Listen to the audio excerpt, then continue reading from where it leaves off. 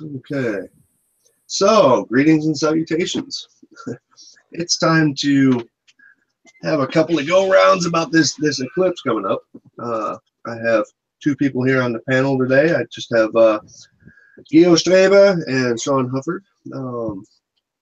There is so much stupidity going on right now about the eclipse.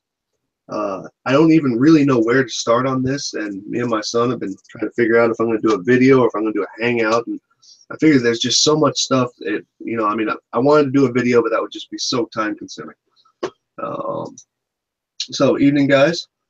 Hello. Hi. Yeah. And now, apparently, Gio made so Kleinholz.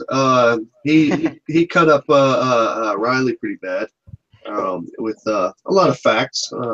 Gosh, that sucks when that happens. Yeah, they always get in the way. Yeah, those damn facts. And so somebody explained to me out loud what is this challenge that all I really got out of it was that Riley knows how to say 4 sentences 12 times in 9 minutes. And sadly, it took me about 3 times to watch that video to understand what his challenge was.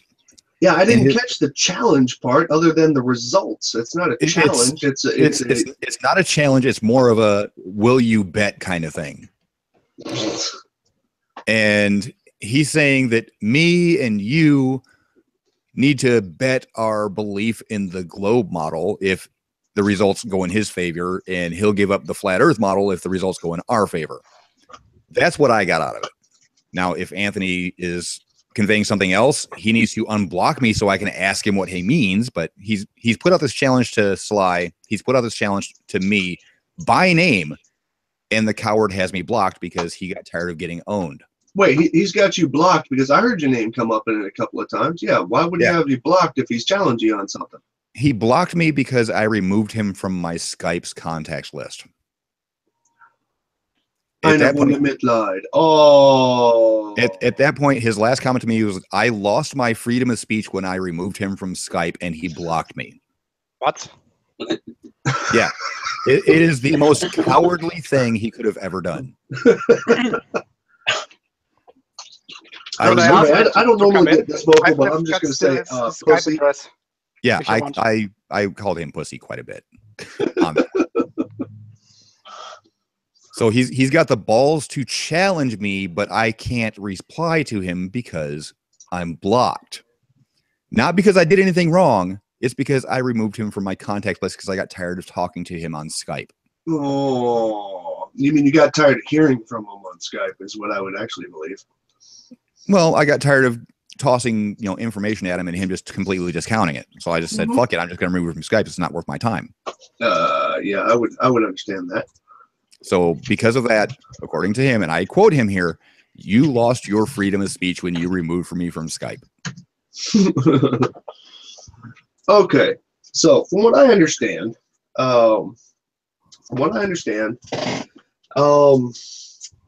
Riley has a problem. Well, Riley wants to go out to what's the name of that town? Holyhead. Holyhead. Basically a western tip of England. Wales. And Wales, I'm sorry. Well, it's a fucking island, I don't care.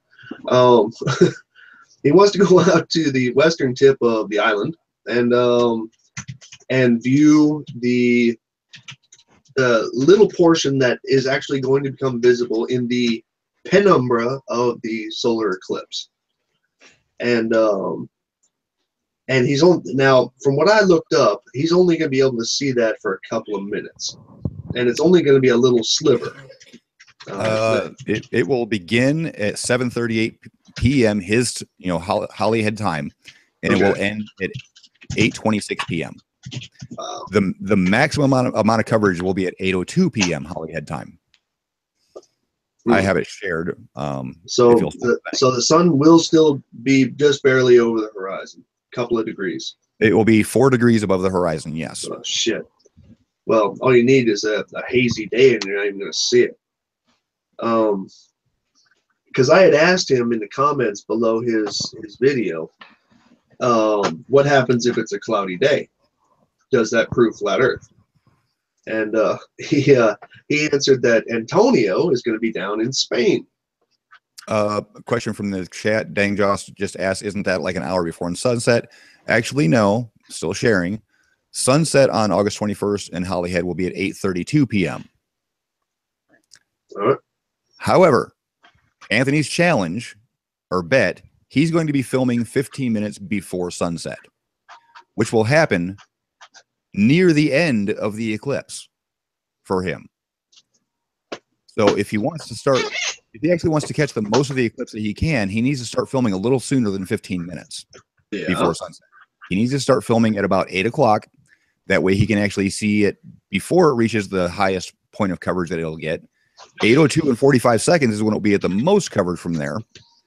And then it'll start going away.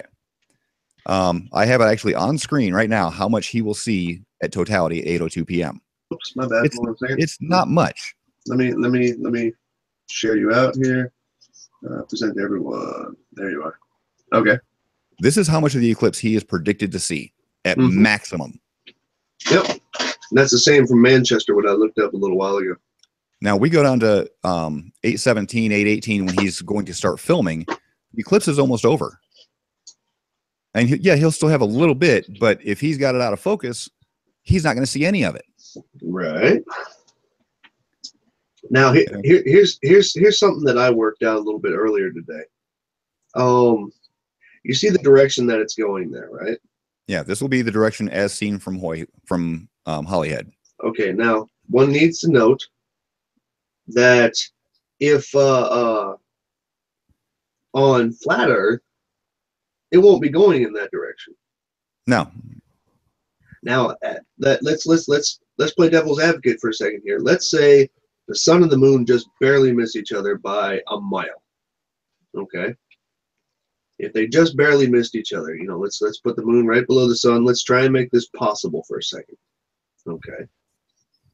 Now what I found out, that right there, remember when I did the video for Antonio about he was saying that, you know, all the timerdate.com animations were wrong. Right. And because of the weird things that appeared that the moon was doing, as far as moving, you know, circling around the sun and all that other wacky crap.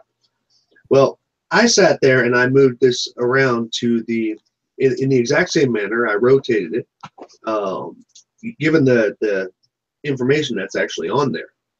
And what I noticed is that from England, well, I did it from Manchester, but it's not going to be very much different from Hollyhead. And what I noticed was that the eclipse that's going to happen there, because it's so low on the horizon, scroll it slowly through. Okay, see how it goes from kind of right to left there? Yep.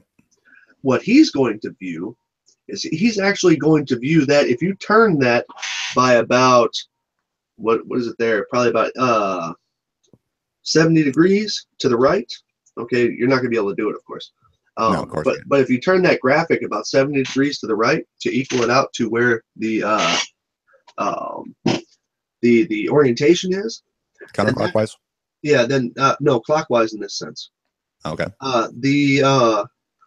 The sun or the moon is actually going to swipe up the left side of the sun. Okay, because that's what the data. Yeah, exactly like that. Because that's what the data is actually telling you there. The graphic is telling you that by a different orientation. Yeah, the graphic's telling you if you're looking at the horizon flat. Right. And so what's actually going to happen there, as his viewpoint is he's going to actually see it go up the left side of the sun. Whereas the if the moon was really, really close to the sun, in order to make to make possible the eclipse in Hopkinsville, if the moon is really close to the sun, number one, you would see almost a half moon below it. Right. Probably a little bit less by this point in time because this would be afterwards. So about a quarter moon. you would see that. It would be obvious. You can do it. You would see it with a sun filter as well. It would be a little bit dim, but you would still see it. And the other thing, speaking of solar filters, one of Anthony's other claims that he's going to try it with a solar filter, but he doesn't think that the sun's going to be bright enough because it's low on the horizon. When I did this with a solar filter, this is how bright the sun was between 3 and 4 degrees above the horizon, which the maximum amount of eclipse he's going to see is going to be higher than this. So there is no issue with using a solar filter. Yeah, I can understand the dimming claim and stuff like that because, when it gets lower, sometimes when it gets like right near the horizon, it dims down real easy, and you can even look at the actual shape of it with the naked eye. Now, I didn't get any noticeable dimming until I was at about 2 degrees. Yeah, that's what I'm saying. Like way down is what I'm saying.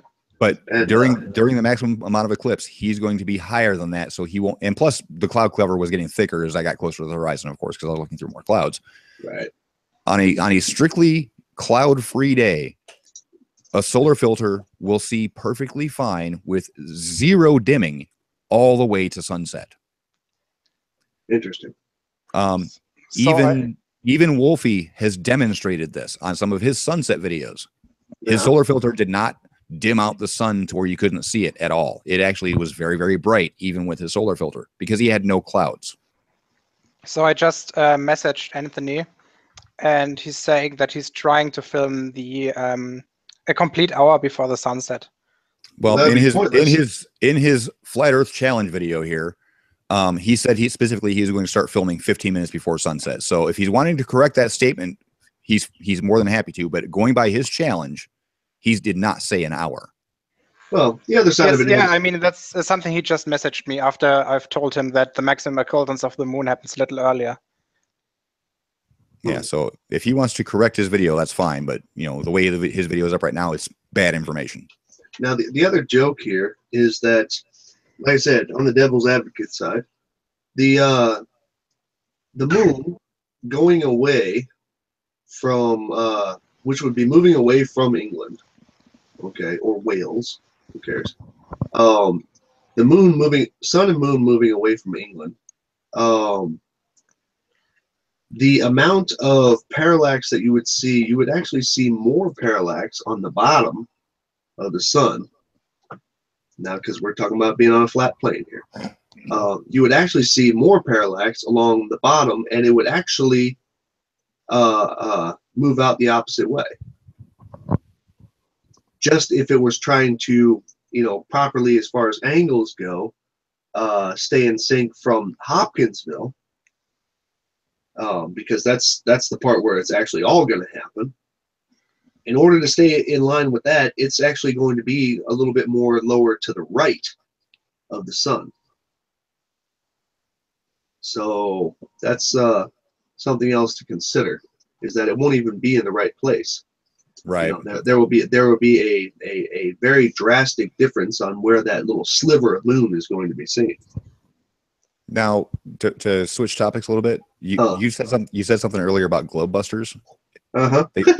They finally made a claim that we can actually model out, correct? Yes, they did. What do you call it?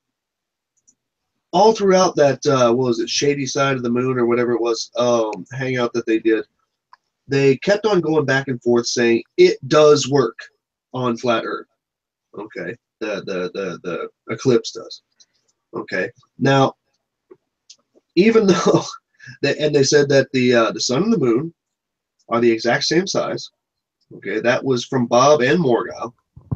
Okay, Bob said it at 11 minutes 56 seconds. Morgile said it somewhere else. I don't have the timestamp next to it. But even though Bob says at 8:04, I openly admit I am spatially challenged. But Bob says that the sun and moon are 30 miles across and 3,400 miles above the surface, and but apparently that makes a 70-mile shadow. Now, how close are the sun and moon supposed to be during an eclipse? Did they ever mention that? No, they didn't.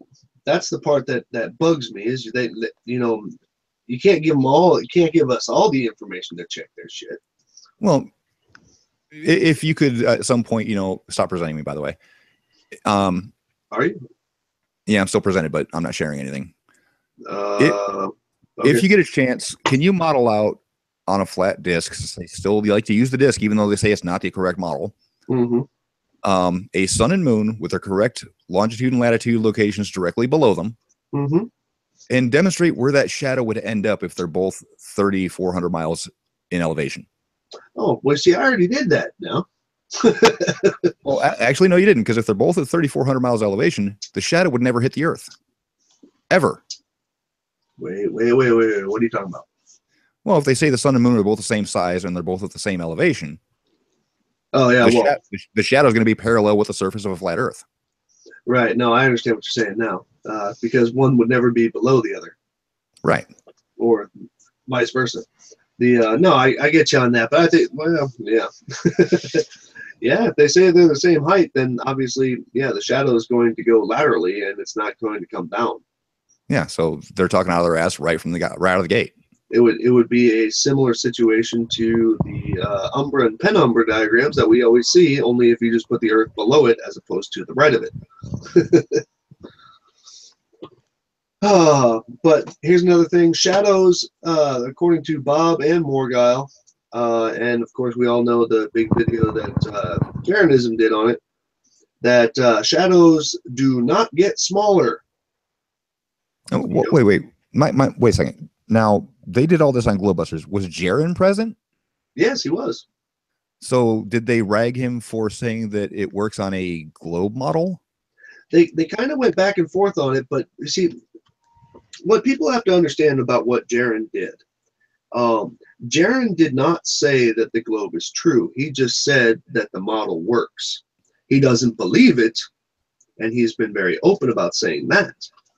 But he has never said that that it's true. All he said is that the what do they like to say? Mathematicians seem to have found a way to make it work. You see what I'm saying? He was pretty clear on calling out all the people saying that it doesn't work, because it does work on the globe model. It's just he doesn't believe the model's right. Well, so, that's what I'm saying. He understands how it works, but he still don't believe it. Well, I'm just trying to wrap my head around, I actually left a comment on him saying kudos to you for actually calling out other flat Earth BS, which is blatantly BS. Right. But how can he possibly reconcile that it works with the globe model as proposed by the globe model, but he doesn't present a flat model that even comes close to working? and then still say, well, yeah, it's correct for the globe model, but the globe model is wrong.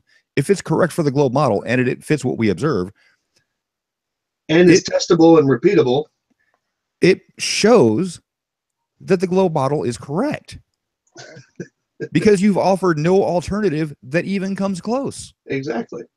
And something else that I love on here. Now, they've all said, and even Thrive and Survive said, that the shadow, I love this, the shadow does not get smaller. Okay, Thrive and Survive did it on did his own video on it. Thrive and Survive also did it on Riley's Hangout. Claimed it emphatically. No, hold on. This is going somewhere. Okay. And then, like I said, Bob and Morgile, they both said it on Globebusters. They said that the shadows do not get smaller. But then, not even a couple of minutes later, Morgile says that there was there are recorded eclipses in history where the shadow is only 2 miles across. Okay, that's fine. As in the totality. Yeah, that's fine. It's fine by us, but how can they say that the shadows don't get smaller than a 30-mile moon, and then in the same breath say that there is recorded history of shadows which are only 2 miles? Oh, I get it now. The moon is actually a balloon that they take air out of, so it gets smaller every now and then.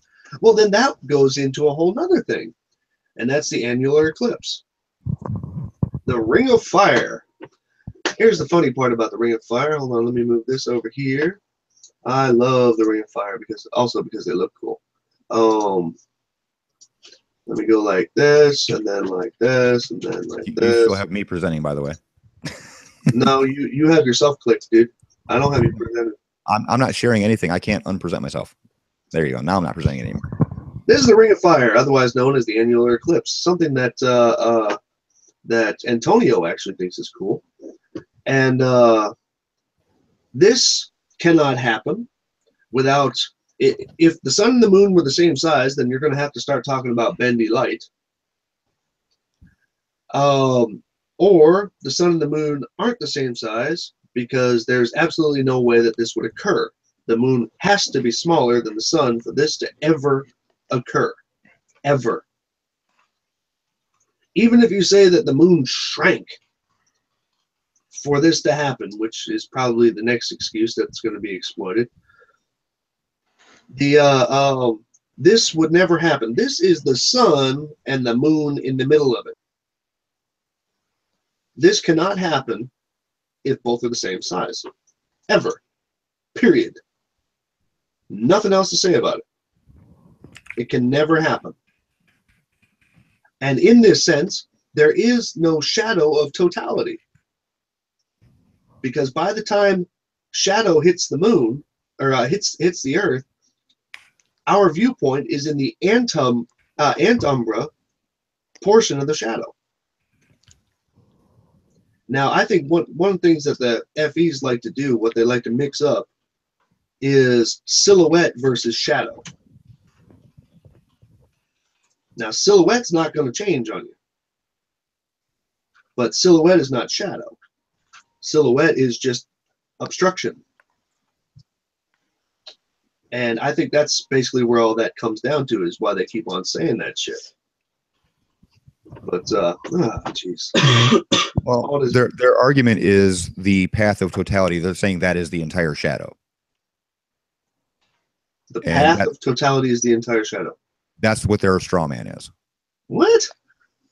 That's why there's, because the path of totality is only like 70 miles wide this year. Right. And they're saying that is the entire shadow. And it's not. That's just where the sun is completely blocked. How could that be the entire shadow on a 30-mile moon? Well, there you go. Oops. Well, that's thrive and survive. You know, the shadow cannot be bigger than or smaller than the object casting the shadow and all that crap. Right. Well, you know what? Watch this. Oh, I need a piece of paper. Hold on. Let me get a piece of paper. I wasn't as prepared for this as I thought I was. Let's see here. No, I guess I'm going to use a piece of styrofoam. Okay. Piece of styrofoam. Now, here's what we're going to do. Just so, I mean, we've all seen this enough times, but we'll just show it again, just because we can. Kill my overhead light here real quick. Sorry about that, buddy. Now, I am going to make sure that I have my camera positioned right. Okay, and we will point it down. Okay, turn camera on. Okay, and I'm going to stop presenting. Stop sharing. Okay, y'all can see that, right? Yes. Okay. Now, how do I keep myself in front of everybody? I'll present to everyone. Okay, now I'm presenting to everyone. Now, this is just a cross section. That's what that one guy liked to say all the time. Okay, this is a bottle cap. That's all it is. Bottle cap on a white piece of foam. This is a large light. It is larger than the bottle cap. Simple enough. I realize this is kind of boring to everybody else, but we'll just show you. Now, turn that light on. I'll put it down like this. Okay. You see how the shadow goes, well, geez, a little bit awkward here, trying to do all three of these at the same time. See how the shadow goes inwards? Umbra, penumbra. Simple enough. Let's move it even further away. See how it does exactly what's in those diagrams? It spreads out towards the outward parts. That's because of that's the penumbra, and then the umbra itself is the completely darkened areas where if you were standing in that area, you could not see any portion of the light. Correct. That's all it is. I don't know why everybody keeps on having a problem with this. Oh, well, you know, light doesn't bend around objects. No, of course it doesn't bend around objects. But if your light source is larger than the object, then light will be still visible in certain parts beyond the object just because it's larger. Same thing with that. You are in the antumbral state when you're looking at that. This is too easy. And hold on a second here. And kill that. I don't know why people have such a hard time with that and why they think it's some kind of big bullshit mystery lie thing, whatever they want to call it, from NASA, when you can do this shit on your desk. This is not difficult. And I had some dude yesterday, or was that today? I don't remember, who was beating me up saying, oh, well, we're talking about the propagation of photons in a vacuum and all this. I was like, dude, you guys can't even get shadows right. You know, what are you worried about? Propagation of photons that, hell, you guys don't believe in things you can't see anyway. And even things you can see, screw that shit up. And so my biggest joke is on that, you know, they want to talk about light in a vacuum. Well, guess what? If you want to go that far, and this is all the deeper I'm going to go into it, if you want to talk about light in a vacuum, look up any video or any experiment that has been performed in some kind of video manner or photographic manner having to do with a vacuum chamber, and you tell me if there's anything wrong with the light. If shadows aren't cast the way they're supposed to be, if light is not traversing the way it's supposed to be. Hell, I even saw a cool video the other day. A guy was launching a small little quadcopter inside of a vacuum just to watch it sink and not be able to fly anymore at full speed because there was no air in the damn thing. And it had little blinking lights on it. I didn't see any problem with that either. So this whole thing about, you know, propagation of photons, and they were talking about shadows don't, I think he even said shadows don't exist in a vacuum. Oh my God. Which I don't even know where to go with shit like that. I'm trying to find a picture of an annular eclipse. I think it was 2012. Mm. The photographer actually did all of the research and calculations for like 2 years before it happened, just so he can position a woman on a cliff and have the moon perfectly centered to it was a perfect ring of the sun. Mm. And it was just like around her head. It took him 2 years of planning to get this shot just right. And it is just so amazing. The picture itself is amazing, but the fact that he had to do all the work and research and mathematics to figure out where to go and at what time to take this picture. Yeah. To catch this perfectly. Just to catch the ring, yeah. Oh man. Who is Nestling 20? It doesn't sound familiar. I know him. He's been on my channel quite a bit in the comments. I would say go ahead and toss him one. Hold on a second. Yeah. Sorry, help my son with his computer. But no, all this. Let's see. I bet I started this channel before the lowercase version. What? I bet I started this channel before the lowercase version person started theirs. Huh? Do what? Are you reading a comment? Yeah, I was just reading comments and I don't get it. I don't know, it's from on the level. I seem to have lost my mouse. I can think of where it might be. Yeah, batteries died. Just a second. So, Gail. Yeah. Yeah. So, how difficult was it to not scream and yell when you were on Anthony's hangout? Well, it wasn't the first hangout I had with him, so I'm getting used to it. So it wasn't so bad. Yeah, he seems to have. He said to me like twice now, I was invited to go to sun and moon groups thing. I don't even really know who they are. Sun and moon groups. Yeah, Sun and Moon Group. All right, I have no idea what he means by that. Because they put out a video about this. Somebody put out a VR version of the eclipse, and I'm sure you've probably seen at least that. And they put it, one of those Google VR things that you make for the goggle sets, and they put this thing, and basically it's a sun, or it's an Earth with I think it was 24 moons around it, one for each hour. I think it was 24, and because the shadow went from east to west instead of west to east, it turned into this whole big thing about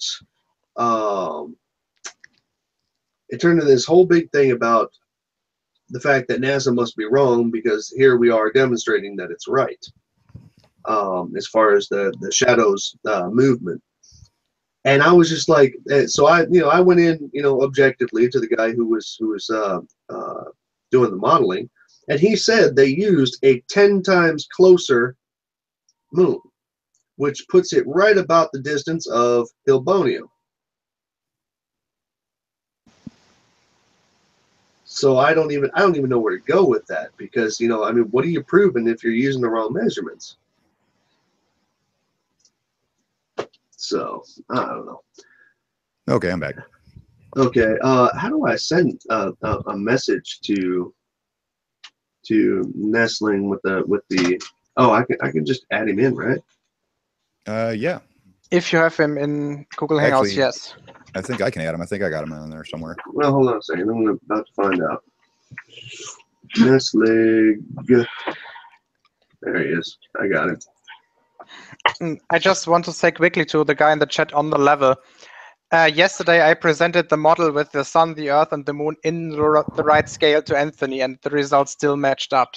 So if you want to have it demonstrated again, I can do it. That's why Anthony made his newest video. Hello. Hello. Hello. Don't you know me? I have joined Frederick before. I don't know. I don't know if you were ever in my hangout. So Yeah, you've been in a couple of reds actually, and I think I've seen you okay. on ED 2.0. And my icon has changed a lot since last time, I think. I was going to say that's the part that threw me off, because I usually recognize people by their icons. What's going on, pal? Oh, nothing much. Well, here's something that'll make you happy then, Sly. Like the flat Earth model, my avatar will never move or change. Yeah, your shit's totally fake, because I don't see them clouds moving at all, man. Yeah. Oh my god. and I think one of them in the corner says sex. I saw it. And Australia doesn't look like that. It looks like a stretched out potato chip. Exactly. Oh, so anybody else heard any newer wacky claims about the eclipse that we don't know? Because I made a video just a couple of days ago, and it was just kind of a grouping of things, and like the fact that on flat Earth the eclipse is going to do a loop, and people shouldn't waste their money going to Hopkinsville when they can actually see the thing twice in Chile. Yeah. Well, the first one will be total, and the second one will be annular, right? No, they'll both be the same. Oh, nice. Because I don't play with wacky things like, oh, well, the elevation changes by the moon hourly. Sorry, I just don't have that much faith in that occurrence. Well, since we're dealing with Anthony at this point, how about on a flat Earth, for the eclipse, we know the locations above or below the sun and moon for the eclipse, right? At any given moment, right? Go ahead and base it on when he will see the most of his eclipse, which is at 8:02 p.m. His time.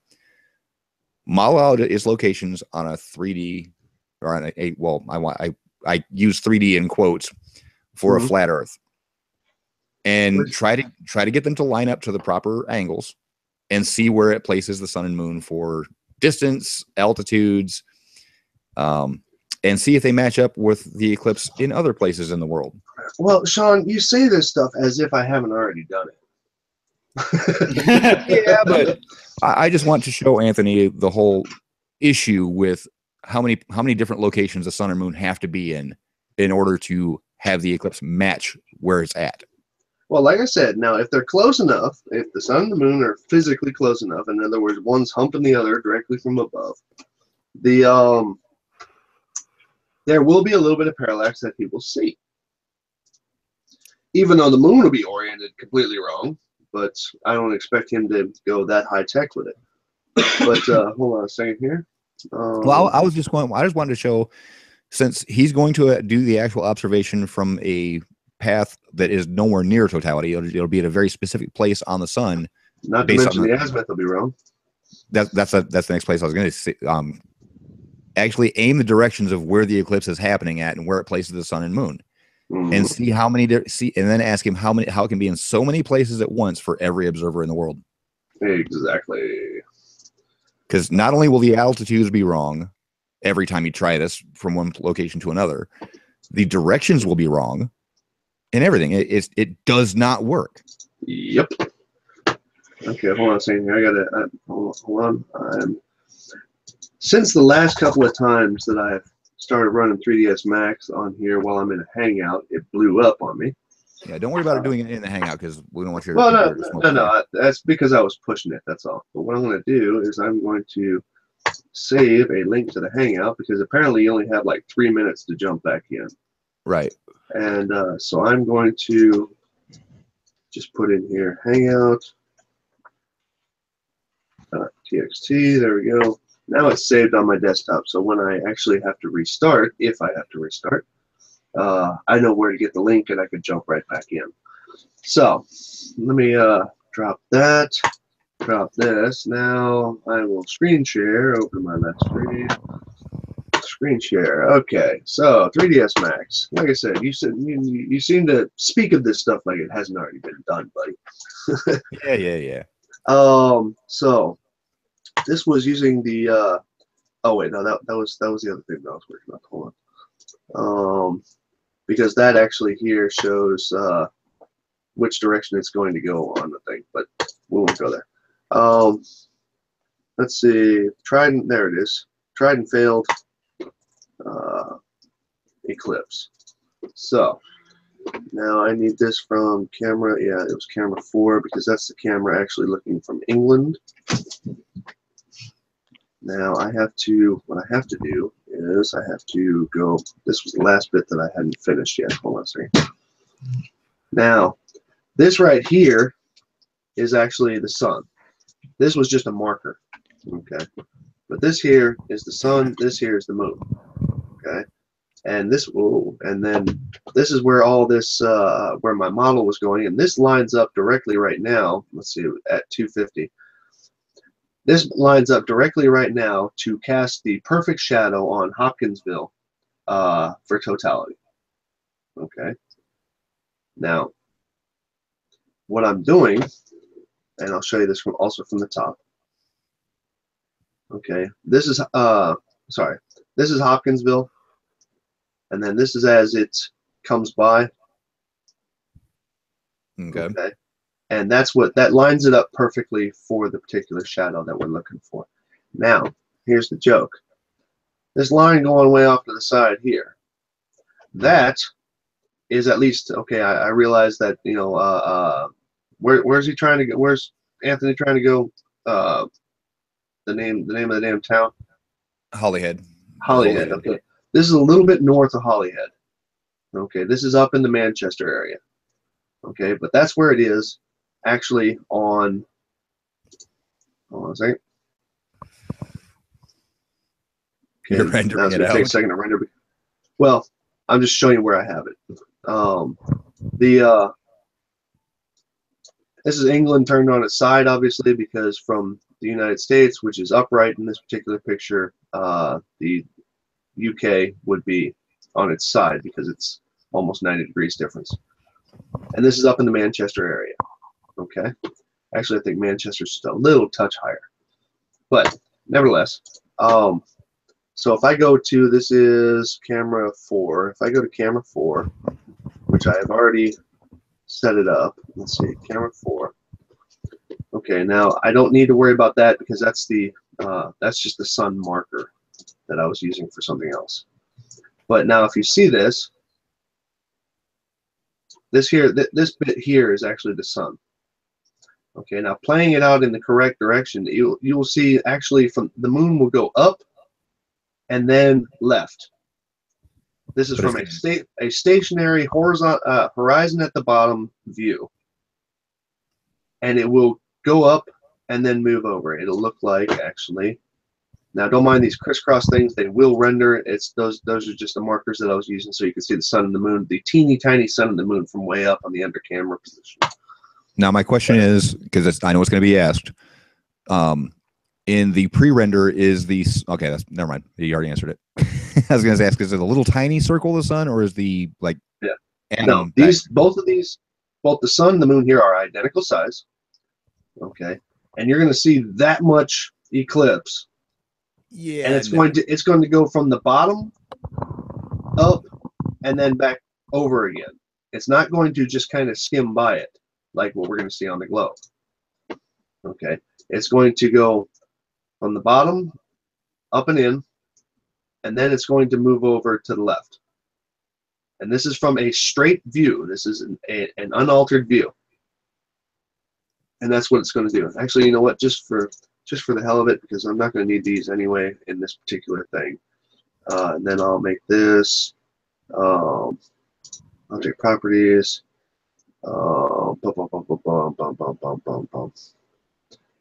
We'll just take the render out of it. And then we'll also make it black. Okay, so these are the only two objects that we're worried about right here. There's the sun and the moon. Now, aside from the fact that I even had this lined up to look down at Hopkinsville as far as the face of the moon, but it's going to go like this. That's what it's going to do if the FE is to be believed.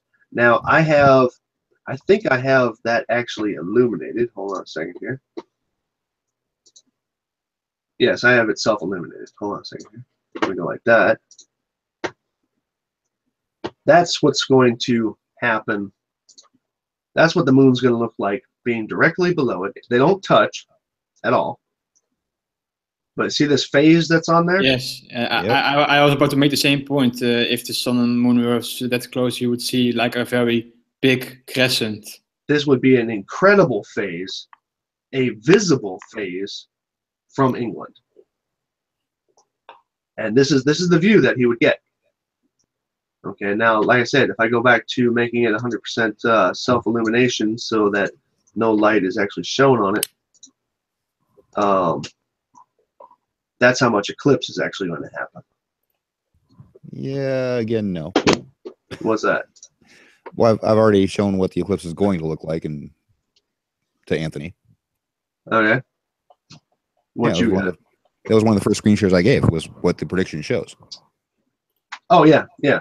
And this is just far too much, and it's going to move from the bottom up into the middle and then off to the left. From England, with the proper measurements now coming out of Hopkinsville. The next question is, do the times line up?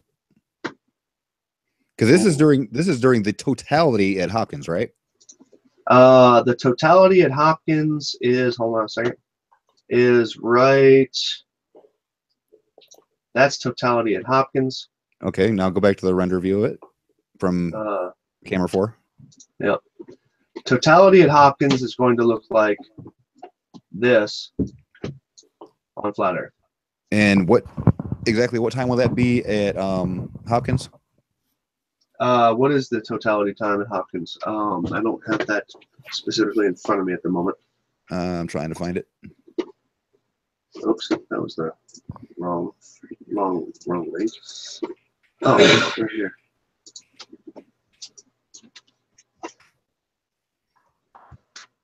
Oops.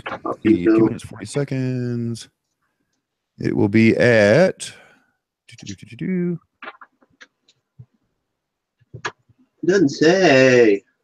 There we go. Totality 1:24 p.m. Yeah, 1:24 Central Daylight Time. So Now that's 7 hours off from him. So that would be yeah, no. yeah, because Central would be 7 hours off from. Oh wait, no, I'm sorry, 6 hours off. 6 hours off from UTC. Okay, so that would be 7:25 in the evening, his time.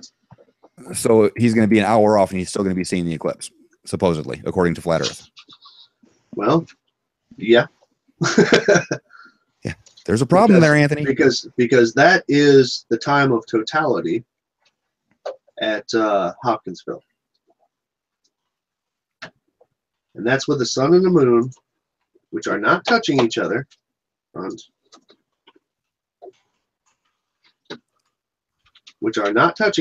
are right off of each other. Okay, not only is it an hour off, it's an hour and several minutes off, because during totality here at 1:24 p.m. Central Daylight Time, at 8:02 is when he will have the maximum amount of eclipse, when he's going to do his observation. Right. So let's jump that back to okay. I actually built a straw man there, and I'm gonna rectify that right now, because I was screwing something up in my head. So you don't do that very often, Sean. Well, at least I admit it when I do it. It was an unintentional straw man, but I recognize it as a straw man as I said it. Well, you see, the thing is, watch this. Because what we need to do is we need to go to 8:02 when at his time, and then run that back to where the eclipse is in the United States. So 8:02 his time minus what, 5 hours? I believe BST is +1. Let me check on that. Oh, well, yeah, they might be in daylight time. They might be. Yes, Well, BST is +1, yes. I have a question. I just have created the solar eclipse in Stellarium. How can I change the settings where you can show the local time of where you are? Oh, I don't know. I'm not smart enough on that one. I don't play with it very much. I think it's in the location window. Oh, Okay, yeah, yes. Use your current location or not? No, not. No.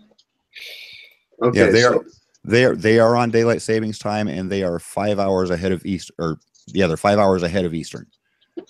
5 hours ahead of Eastern. Or Okay, behind. So when is he going to see it? He's going to see it at 8:02. Okay. So we're looking for 3:02 in the afternoon. Okay, hold on a second. Okay, watch this. I didn't set this one up for time, but I know a way to get it from it. Hold on a second here. Let me go like this, and then I'm going to go over here. Then I'll go for a line. Because I have my grids turned off. Show grids. There we go. So what I'm going to do is I'm going to just draw a line like this. Okay, and then I'm going to take this, and every hour is what, 15 degrees, right? Yes. So what we'll do is we will hide that. Okay, now.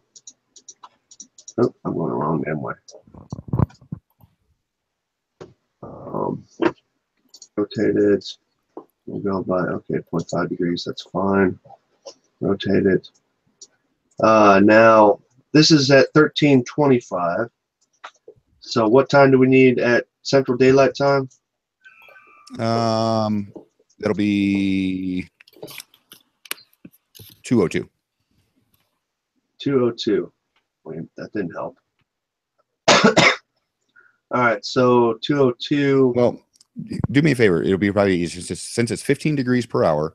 Yeah. We're looking for a 6 hour difference. No, we already got that part. That's not what I'm worried about. I'm worried about the disparity of when timeandday.com says that he is going to see his portion of the eclipse. What time is it for him?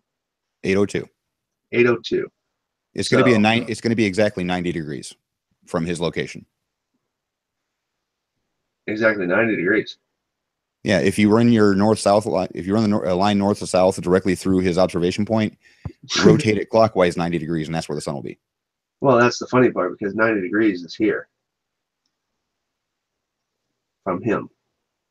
No, if you run a line north to south from the North Pole to the edge, Yeah. that intersects his camera location, Right. it would actually rotate counterclockwise, or I'm sorry, clockwise 90 degrees, and that's where the sun's location would be. Right. That's what I'm saying. Which points it here. Because watch me do that. Hold on a second. Tape from the center here. Because I had to lay out where he is. And that's the north-south line of him. All right, Probably off, and it's off just by a touch, just because of the angle there. Hold on a second. So what's the angle on that? Okay, now, yeah, it's right about on it. Maybe just a touch lower. Okay, now the angle on that at the moment. I'm gonna make sure that the start point is actually in the middle. No, it's not. Okay, start point is in the middle. It's going right over the edge. Okay, so the angle on that is, damn it, I know what does that. No, I don't care about the cameras. Angle on that, let's see, is 85.9 degrees. Now So, add 90 to that and make another line from the North Pole to the edge. yeah, so that would be, let's see, that would be 180, 175.9. So, well, all I really need to do is bounce a 90 degree off of here. So 175.9 is very simple to do. What I'm going to do is I'm going to go like this. I'm going to make the tape. Now I can Oh, I hate it when it does this shit. Okay, well that would be 185.9, so it would be on the y-axis would be 5.9. There's 5.9 right there. And then we'll specify a length. We'll just give it a whole shitload of length. Well, remember on this model, the Earth is rotating around the center, correct? Yeah. I'm doing everything all right. The problem is I had to figure out how I was going to get the line in. That's all. At the right angle. And so that means the sun's going to be right here. No. Yes. The sun would have to be right here if it's at 90 degrees from his location. However, his location is looking at the sun currently right now, which is a greater distance. No. You're not understanding. In this model, the sun rotates around the Earth, around the entire equator area, 360 degrees in 1 hour. That's 15 degrees around each latitude line. Right. So if you take that line and line the sun up along with the line that you drew on the angle. This one right here. No, the first one. Line the sun up with that. Yeah, line the sun up with that. And then since it's 6 hours difference, it's got to go 15 degrees around the North Pole. Or I'm sorry, 90 degrees around the North Pole. Right. Which is what I was just working on. And what I was just working on was this line right here. This tape right here that I just drew out is a 90 degree down from this latitude line. This is a 90 degree west or east of that or west of that. You're not understanding. The 90 degree line should be coming from the North Pole, not from Anthony's location. Oh, I thought you were talking about visible. Okay, then that's where the sun would be at his observation point at 8:02 p.m. Okay, so it's just a little touch off of where it is normally. Because this line I just made right here, and this is where it is actually at totality. Right. So now you can observe that and see what Anthony's supposed to see at the time that it's actually in the United States. Well, this is going to be weird to do. Hold on a second here.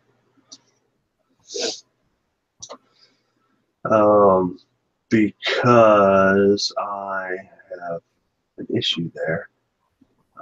Let's see, 480, 240. Because I can't get that close to it. Because I already have it pre-rendered, yeah. Yeah, so hold on a second here. That would mean, okay, I'm just going to do this just for the joke of it. Like this. Let me make sure I save first. Okay. So what I got to do is I got to, let's see, top, like that, up down here so I can get a good zoomed in look. Because I'm going from here to this line. Right. Okay. I have to get in closer, otherwise I'm not going to be able to get it detailed enough. Right. Okay, so. Come on, give me a little. Oh, you just passed it. Yeah, I know. I just need a little bit finer. You keep hitting it. Hold on a second. I think I can. Absolute mode. Nope. Oh wait. Have you guys ever experienced a solar eclipse before? Yes, I have. I've had several partials and annular, and one total when I was really young, so I don't remember a whole lot of it. I wasn't There really. we go. Bam. It's more or less the same for me. I had one partial eclipse, I think 2 years ago, and a total one in 1999, which I didn't see because literally 2 minutes before the phase of totality, there was a thunderstorm, which was kind of a bummer. That's what he should see in a upright position, taking a photograph of the thing at the time that he said. Correct. So that's what you should be seeing, Anthony. We just modeled it out, and that's on a flat Earth. Yep. Let's see how much your observation matches. It won't. Now, mind you, this is actually the horizon at this level. But it is not the horizon according to geometry, because if I zoomed out, dun dun dun. That's how high it is above the horizon. On a flat Earth, or on a flat Earth. Yeah. Okay. This is where your sunset is happening, Anthony.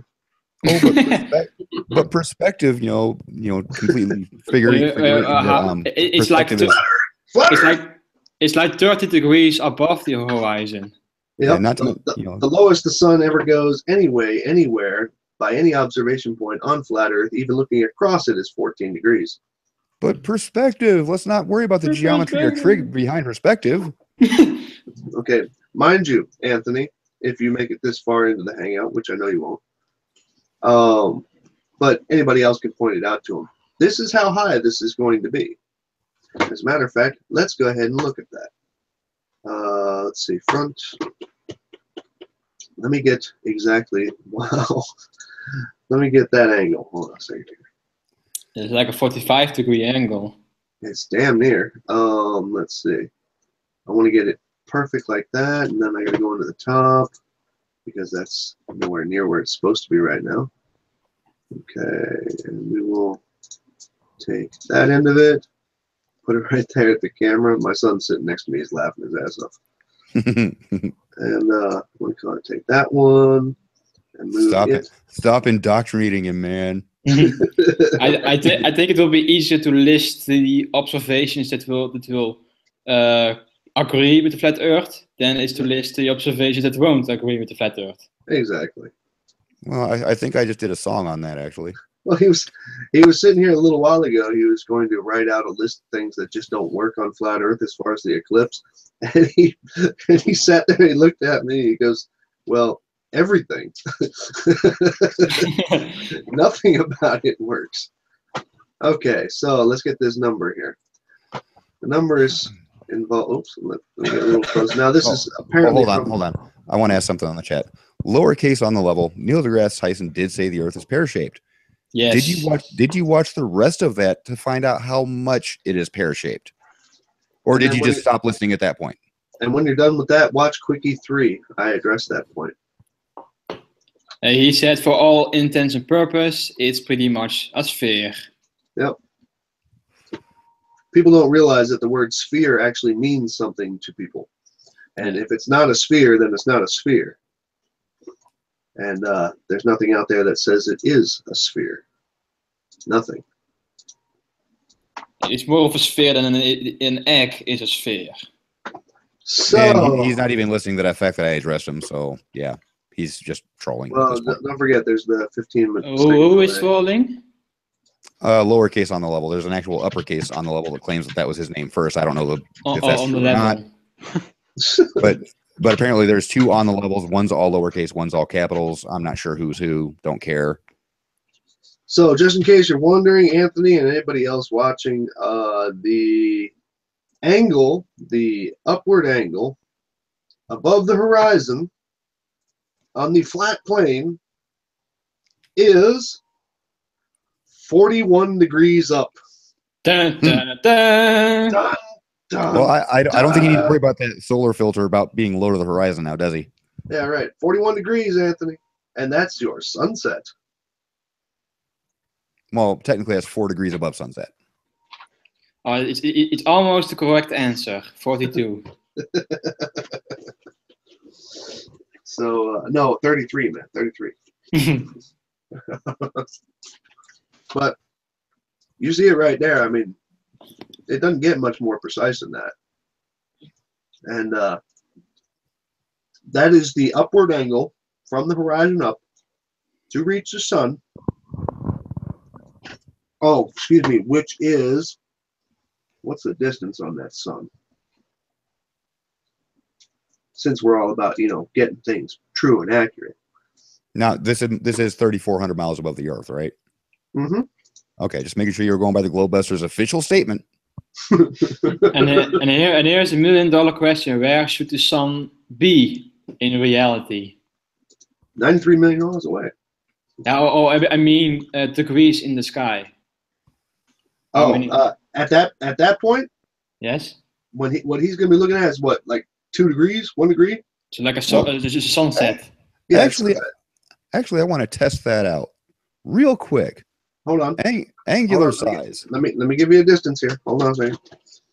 The distance away, just for all those we can only see so far, people. The actual distance away from the surface of the plane to the sun in this particular model is, let's see now, I think I have that as in simple kilometers, and that is 10,405 kilometers away. So almost like double the distance from. And they said it was 30 miles, correct? Yeah, 30 miles across. Okay, angular Now, size. mind you, my sun gets bigger as I zoom out because it's an object. It's not a. There's the actual size. Oh, okay. Who all knows off the top of their head what is the average angular size of the sun? Half a degree. Yeah, it's like 0.54. I need minutes and seconds.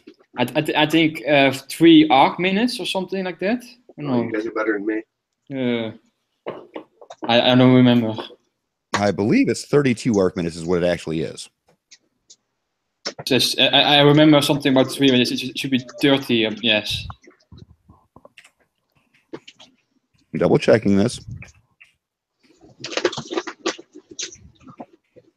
Angular size of the sun. I believe it's 32 arc minutes. And how much does it vary? Huh? How many arc minutes or seconds does it vary? Oh, I think it's up to 4 or 5 arc minutes, depending on what time of year it is. Yeah.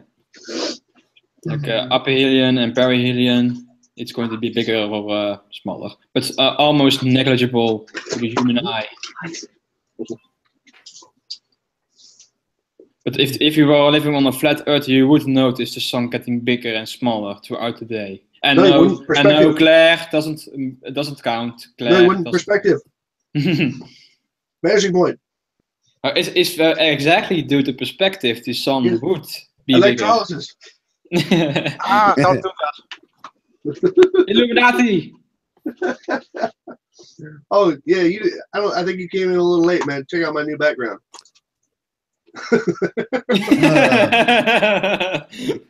Shell HQ. Yeah, but look, man, this is a real photograph here.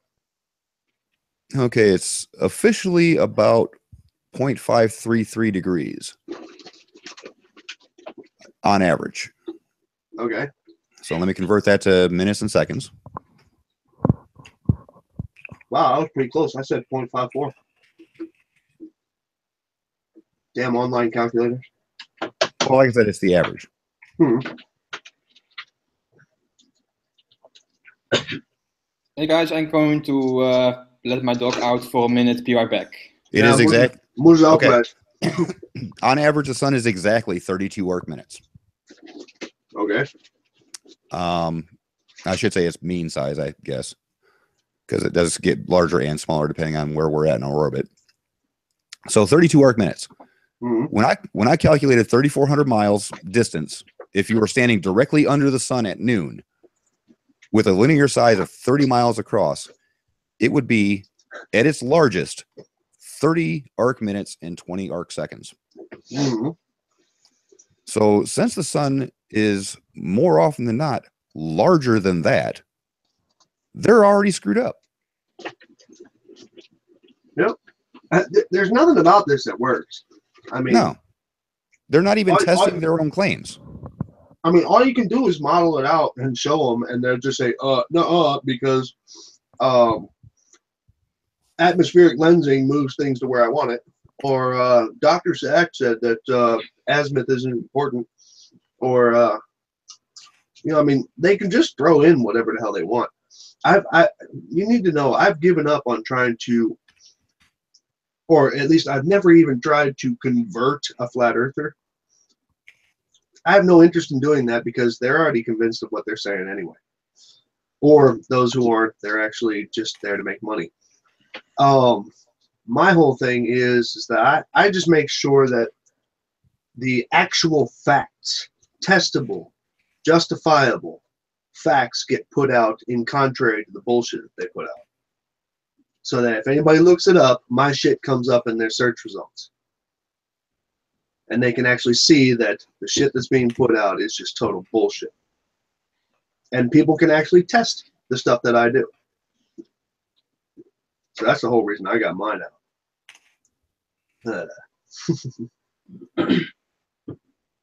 But anybody else got anything to throw in on this? Because I'm kind of along the same lines as Gio here. My dog is probably doing circles out in the hallway right now. And I didn't want to make this go off too long. Just one last thing. If they say that the sun is 30 miles across, their distance would have to be around 3,218 miles to get that angular size correct. Well, Bob said it's 3,400 miles. Well, I actually had to run the numbers backwards just to find out how far away it would actually have to be with a 30 mile wide. No, sun. man, you didn't hear me. Bob said it's 3,400 miles. Well, Bob's smoking crack because he's 2 minutes smaller than the sun at its. He's an old largest. school pipe smoker, bro. Yeah.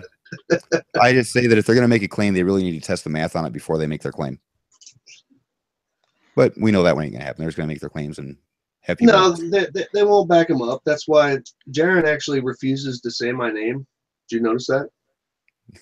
No, I didn't notice that actually. Even when he was talking about the shadows things and stuff like that. Oh, well, we've been shown that, that works and stuff like that. Dude, fucking say the name. Don't be a punk.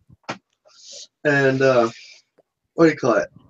Oh, one more claim that came up in Thrive and Survive's newest video, or Lying Connive. Uh-huh. In the video previous to his newest one where he was talking about the 70-mile wide sun or moon, he says that according to the math, and he quote mined, of course, saying a NASA scientist saying that the moon orbits the Earth twice as fast as the Earth rotates. Twice as fast. Because the Earth rotates at the equator at about 1,000 miles an hour, and the moon's orbital velocity is about 2,000 miles an hour. Well, gee, that has to make sense, right? Well, of course, he made the claim that that means the moon is orbiting twice per day. What an idiot. Well, he's now changed that. He's corrected himself. Now he's saying that the moon orbits 3 or 4 times per day, according to that. What? That's even worse. Yeah, it went from they bad take to away your worse. Globebusters card for saying shit like that, man. Yeah, Lion Connive really needs to start modeling this out before he starts asserting anything. Well, he says he doesn't watch other people's stuff, so, which is probably a crock of shit anyway. But it is. Mm-hmm. So I just wanted to point that out that Thrive and Survive has made a correction and made the whole thing worse. And he's actually going to have videos coming up about it, so keep your eye out on that. What was that? The first thing to part of the solution to getting out of a hole is to stop digging. Well, it's like I said in every video I've ever even mentioned Thrive and Survive is he's never willing to actually test the actual globe model. Well, he tested his underlighting theory. You saw him with the aluminum foil. That was one of the first fucking things I saw on Flat Earth. What an introduction. Wow. But, I'm sorry. it's pretty rough, dude. But no, there's nothing. Hey, I'm going can't to say this openly, even though I've said it 1,000 times anyway. Nothing about flat Earth works. That's why there is no model. It's not because you don't have enough time. It's not because you don't have enough money. It's not because we've been monopolizing it. It's not because Newton is somewhere in some jar, controlling the world and stuff like that. There's no flat Earth model because there's no flat Earth model that works. It doesn't work. Not one bit of it. No. Not one bit of it. The only thing you can get away from or away with is with some kind of idiot mentality. You can go out and say, well, it looks flat to me.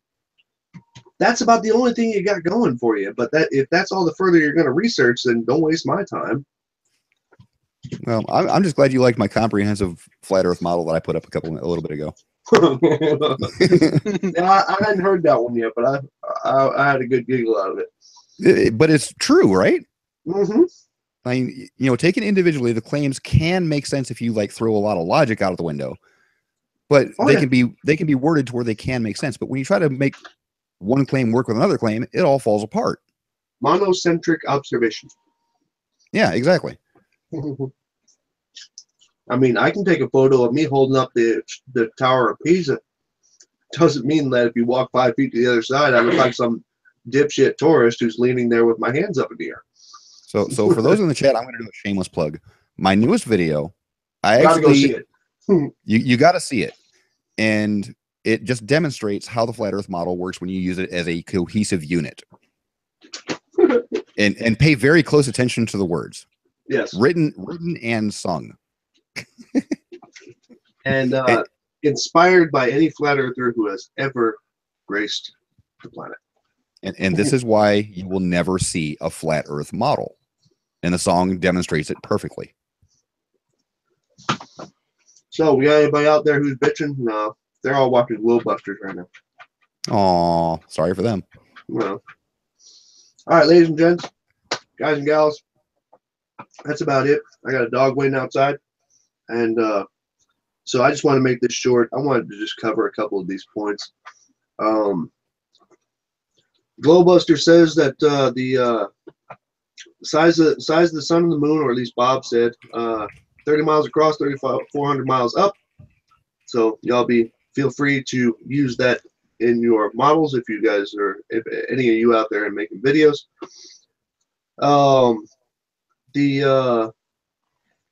Even though it has been recorded that a total eclipse has been seen inside of an umbra that was only 2 miles across, apparently these things are both the same size, and shadows do not bend. And even though Antonio seemed to have brought up that there was the Ring of Fire, which is the annular eclipse, if you accept what the annular eclipse is, it is the sun making a ring around a smaller moon, which means that neither one of them are the same size. On top of that, saying that the sun and the moon are the same size, or somehow it's designed to look that way, you need to understand the fact that between 70 and negative 20 miles is where the umbra or the antumbra, that's why I said the negatives, occurs, is not exactly displaying a perfect alignment of things. It's really not. Okay, it just means that you are standing in the shadow of something, and if you can claim that you standing in the shadow of something makes everything somehow designed for you, you got your own problems. Let's see, what else? Earth shine back on the moon. That's going to be part of some of the guys who are going out there. Yep. And that'll be some great stuff to see. And plus, there are things that already exist if you would like to compare they are not flat Earth related, go out and look for things like Earth shine or Earth shine on the moon during an eclipse, because people have done it before, and it looks absolutely awesome. And then let's see. There was one last thing on there. Well, according to Bob and Morgile and everybody else in the flat Earth community, they say the eclipse does not work the way it's predicted according to the globe model. Does not work that way, but works just fine on the flat Earth, with which they have no model for. So, oh, and something my son pointed out to me a little bit earlier. That makes sense. Yeah.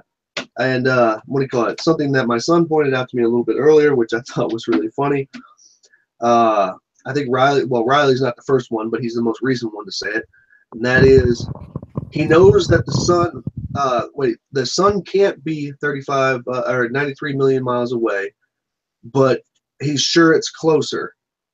Well, if you can't measure, if you can't say what closer is, then you don't know what far is either.